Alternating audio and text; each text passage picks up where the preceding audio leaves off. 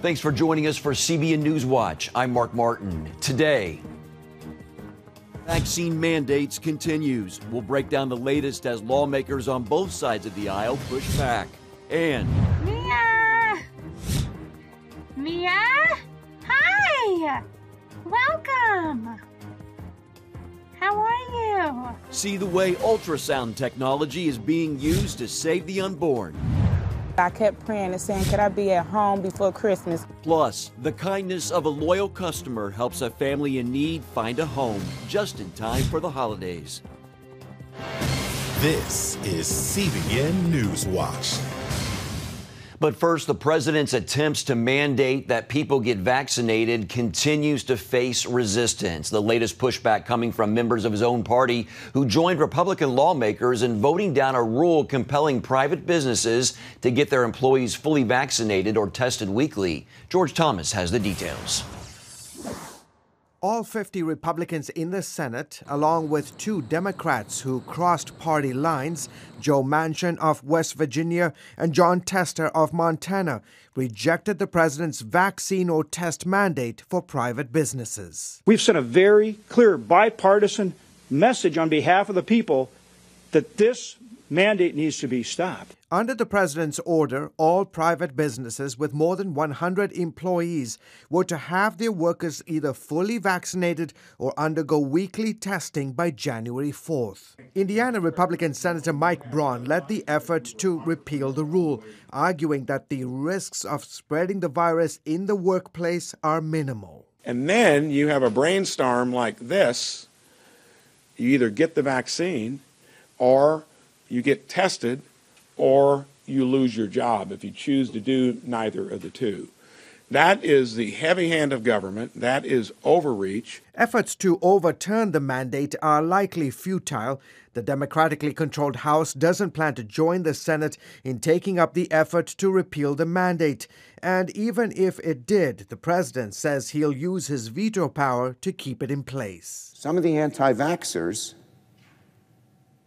here in this chamber reminds me of what happened 400 years ago when people were clinging to the fact that the sun revolved around the earth. Still, the idea of mandating a vaccine continues to get pushback from all quarters. More than a month after New York's mayor, Bill de Blasio, announced that city employees in the Big Apple must have their workers fully vaxxed, a Manhattan judge on Tuesday suspended the mandate, and we'll hear arguments next week on whether to block the order.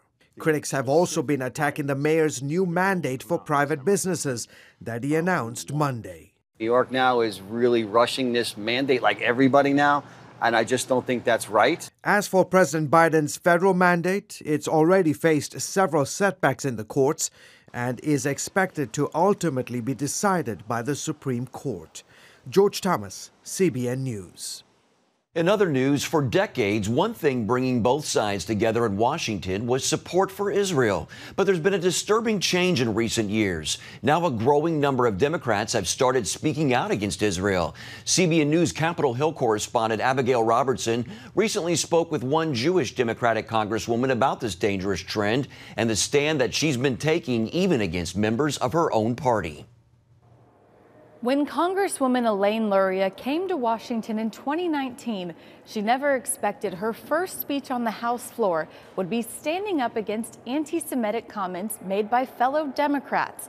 The first of many occasions she's defended Israel during her time in Congress. I believe that I speak clearly for all fellow Jewish veterans that this echoes of language that has been used to marginalize and persecute the Jewish people for centuries. Luria, a 20-year Navy veteran, tells CBN News she finds accusations of dual loyalty misplaced. I find it shocking that other members of the House can perpetuate these tropes and things related to dual loyalty. And adds she's surprised how often she's had to speak out against anti-Semitism. I always viewed that the U.S. support for Israel was incredibly strong. Israel's our strongest ally in the Middle East, and that the U.S. Congress was a place where that support was unanimous. And have come to find that although it is broad and bipartisan, there are some very vocal voices that unfortunately continue to get louder that we have to make absolutely sure don't undermine that broad support that we have for Israel. Luria believes some in her own party would prefer to say Israel doesn't have the right to exist. They've said it clearly and publicly, and some of the rhetoric that has been used recently, referring to Israel as an apartheid state, and just different things that really overlook the unique situation of Israel, the unique security situation of Israel, and Israel's need to be able to defend itself. So I think that it is very concerning when elected members in our Congress, voice those types of opinions. Recently, 8 Democrats and 1 Republican voted against providing $1 billion in funding to restock Israel's Iron Dome defense system after Hamas launched more than 4,000 rockets across the border last May. It is concerning that there were a small number of members who felt that they couldn't support providing Israel with the resources to defend itself. A few years ago, Luria sat down with Congresswoman Rashida Tlaib to voice concern about her anti-Israel rhetoric. I was hopeful that moving forward, that she would change her tone, she and others, but unfortunately, that group has actually grown, both in numbers and in visibility. Luria says as a Jewish congresswoman, she'll continue to fight anti-Semitism, and she hopes to help her colleagues understand the importance of U.S. support for Israel. Reporting from Capitol Hill, Abigail Robertson, CBN News. Bob Dole lies in state today at the U.S. Capitol. The former Republican senator and presidential contender served nearly 36 years in Congress. He ran for president 3 times before losing to President Bill Clinton in 1996. Dole was also a war veteran. He served in World War II, where the battlefield cost him the use of his right arm. Of all the titles I've had, I try to get one I didn't get, but the one I'm most proud of is the title of veteran. Dole earned 2 Purple Hearts for his heroic efforts in war. He died Sunday at the age of 98. Dole's casket will lie in state until tonight. A funeral service will be held Friday at Washington National Cathedral. Coming up, Russian troops gather at the border of Ukraine. We'll break down what Russia's leader hopes to accomplish with this strategic move.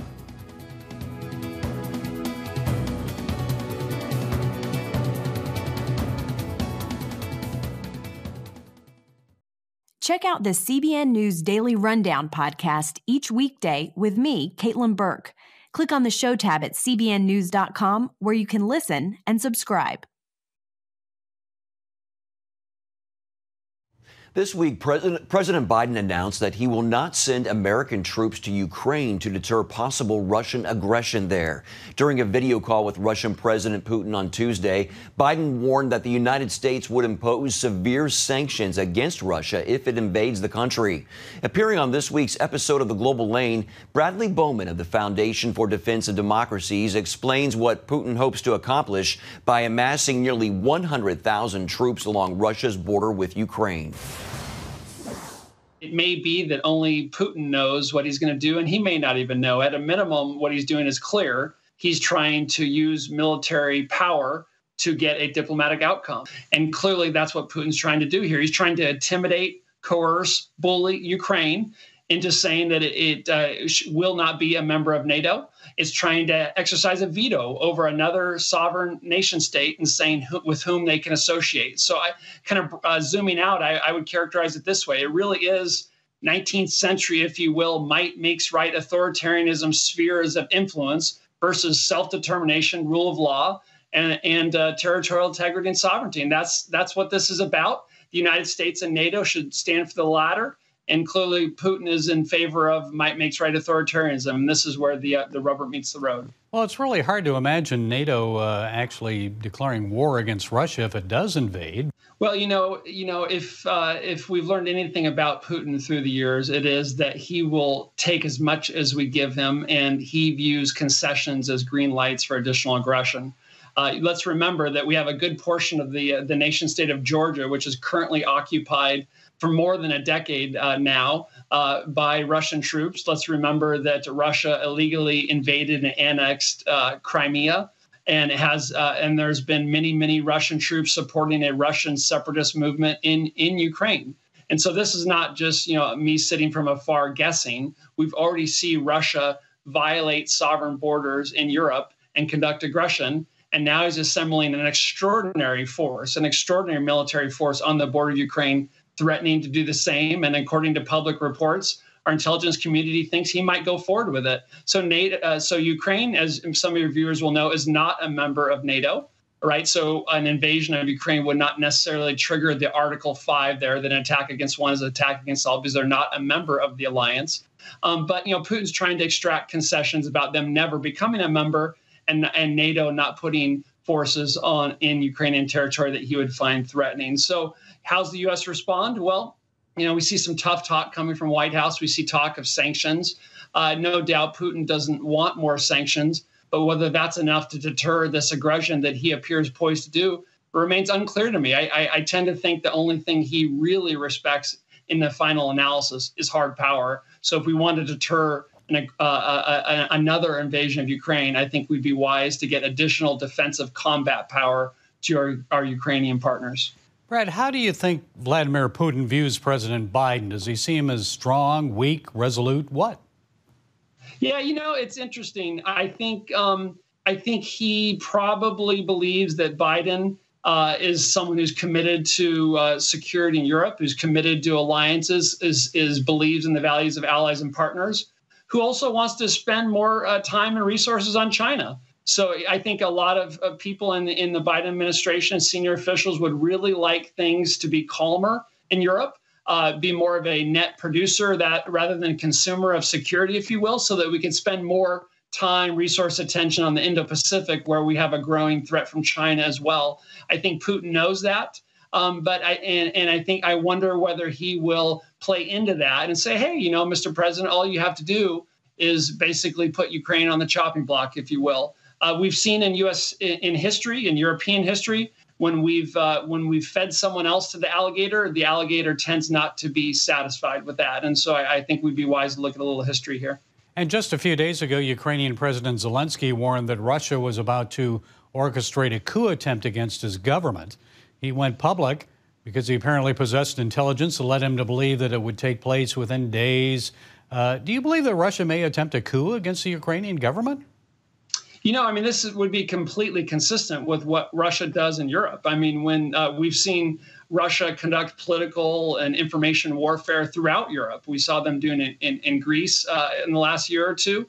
And so I don't know why they wouldn't try to do that in Ukraine. They will do anything at their disposal. So, put yourself in the shoes of the Ukrainians right now. You have massive forces, main battle tanks, self-propelled howitzers, infantry fighting vehicles, multiple launch rocket systems, short-range ballistic missiles, surface-to-air missiles, assembling on 3 or 4 sides, basically in the north and in the east and in the south. They're actually using Crimea, which is technically still part of Ukraine territory, to assemble this massive force, while simultaneously trying to flip the script and blame it on Ukraine, right? We've seen them use Russian-speaking populations. They generate a fake crisis, and then they use that as justification for a military assault that they want to do anyway. So I think when a beleaguered democracy is threatened by an authoritarian bully, America's interests and values are implicated, and we have to be clear where we stand. Bradley Bowman, Senior Director of the Center on Military and Political Power at the Foundation for Defense of Democracies. Thank you for sharing your time and insights, Brad. We appreciate it. Thank you. You can watch The Global Lane on this station or on the CBN News Channel tonight at 8:30 Eastern.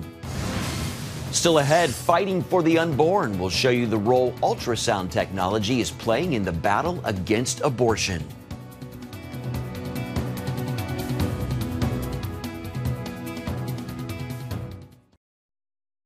Welcome back to Newswatch. They blink, they hiccup, they smile and frown. Advances in ultrasound technology are producing undeniable proof of life in the womb. They're also making a tremendous impact on the fight for life. 93% of women who have ultrasounds choose to keep their babies. Charlene Aaron has the story. Ultrasounds of the unborn often shed light on the reality of life in the womb. The technology has come a long way since grainy images from the early days of the abortion debate. Mia! Hi! Welcome! How are you? As a trained sonographer, Maria Christofelis is passionate about the unborn. She often talks to babies in the womb and says they often respond. They blink. You can tell if they're lefties or righties. They have reflexes. They hiccup. I mean, they're opening their eyes. You see their lashes. You see hair. You see dimples when they smile. You see them frowning. There's nothing they cannot do. As head of Pregnancy, a Fairfax, Virginia company that offers 3, 4, and 5D ultrasounds, Christophilus provides a unique experience for moms to see their growing baby in astonishing detail. She says many are amazed by what they see on the screen. Do you love mommy? Oh my goodness. Can you hear me? Can you really hear us? Do you love your mommy? Hi, mommy. The initial thing is shock. They cannot believe that what they're seeing is real. Ultrasounds have also made a powerful difference in the fight for life. 93% of women who have one choose to keep their babies. 40 Days for Life, we see so many women that choose life after seeing their baby on an ultrasound, particularly when there's more than one baby, you know, twins. We just had a set of triplets saved during this last fall campaign. I feel really happy. It's really good to see the baby moving. Gives me a lot of peace. Here's the money shot. So cute. Got a heartbeat. The Crisis Pregnancy Center of Tidewater performs hundreds of ultrasounds each year. While not HD, the 2D sonograms they offer still make a difference. A lot of times our patients come in and they're not really sure how they're feeling about being pregnant. So the ultrasound really just makes it more real to them. A lot of times they're just uninformed. They're just told that the pregnancy is a blob of tissue or a clump of cells. These scientific advancements come at a time when the legality of abortion is being challenged. The country now waits for a U.S. Supreme Court decision in the case involving a Mississippi law that bans abortions after the 15th week of pregnancy. Many argue the outcome could directly threaten Roe v. Wade. Dr. Gracie Christie, a diagnostic radiologist and policy advisor for the Catholic Association, submitted a brief in the case, describing the science used in the 1973 ruling as outdated. At that point in the development of man's knowledge, as Justice Harry Blackmun put it in Roe, there was simply no consensus about when life begins. In other words, the fetus could not be said with any certainty to be alive and therefore wasn't worthy of legal protection. I think that the science in 1973 was very different and people had different conceptions about what was going on in the womb. But we can't say that anymore. Now with 3D ultrasound, you see actual, fat, plump cheeks. You see a baby sucking their little thumb and making facial gestures that are so human. Christie hopes the court will embrace the high-tech progress that reveals the humanity of preborn babies and end abortion in America. What we're hoping for is that the Supreme Court justices will make that heart-to-heart connection. A connection Christophilus sees making a difference through her work each day. Some of the clients come in and blatantly tell us, I'm considering an abortion. There's also stories that the women have said and come back to me, you had no idea that I was contemplating this.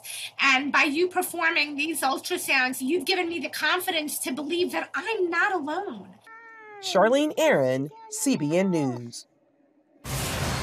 Powerful story there. Well, coming up, taking customer loyalty to a new level. See how this woman jumped into action when her favorite drive-thru employee fell on hard times.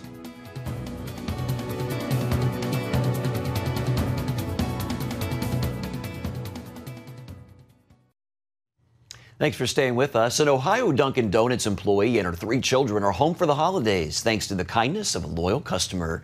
Suzanne Burke is a Dunkin Doughnuts regular. I go every morning, and Ebony has worked the drive-thru for over 3 years and really has just provided amazing customer service. Suzanne noticed Ebony hadn't been to work in a while and started to worry after learning Ebony and her 3 children had been evicted from their home. Suzanne turned worry into action, partnering with local organizations to provide a new, fully furnished home for Ebony and her family. I'm just so thankful that we back in our own. The Lord really looked out for me because I kept praying and saying, could I be at home before Christmas? What a great story. A new film told from the perspective of Christ's mother Mary is breaking records on the big screen. The Chosen series, which is free on the Chosen app, is quickly becoming a global phenomenon, viewed more than 374 million times in more than 190 countries across all 7 continents. Now, Christmas with The Chosen, The Messengers, is the best-selling and most highly attended movie in AMC's Fathom Events history.